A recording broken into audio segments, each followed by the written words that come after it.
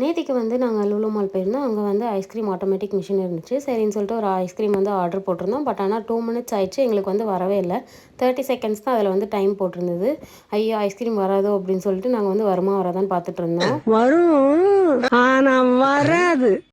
ஒரு cup ஐஸ்கிரீமோட rate வந்து பார்த்தீங்கன்னா 120 ருபீஸு. 120 ருபீஸ்க்கு ஐஸ்கிரீம் வாங்கணுமான்னு அப்போவே நாங்கள் வந்து யோசித்தோம். பட் ஆனால் பரவாயில்லன்னு வாங்கிட்டோம். ஆனால் ஐஸ்கிரீம் வந்து வரலன்னொடனே கொஞ்சம் பயமாயிடுச்சு. நல்ல வேளை அங்கே வந்து ஒர்க்கர் ஒருத்தவங்க இருந்தாங்க. ஸோ அவங்க வந்து செட் பண்ணி கொடுத்தாங்க. அதுக்கப்புறம் வந்து பார்த்திங்கன்னா ஐஸ்கிரீம் வந்துருச்சு. நாங்கள் வந்து வெனிலா ஃப்ளேவரில் ஓரியோ டாப்பிங் தான் வந்து வாங்கியிருந்தோம். நாங்கள் வீட்டிலேருந்து கிளம்பும்போதே மணி பார்த்திங்கன்னா 12:30. மதியம் லஞ்சுக்கு வந்து மீன் வாங்கலாம்னு சொல்லிட்டு தான் போயிருந்தோம். ஆனால் அங்கே போனதும் பார்த்திங்கன்னா இந்த சாலடு, மாங்காய், பைனாப்பிள்லாம் வந்து சில்லி பவுடரில் போட்டு வச்சுருந்தாங்க.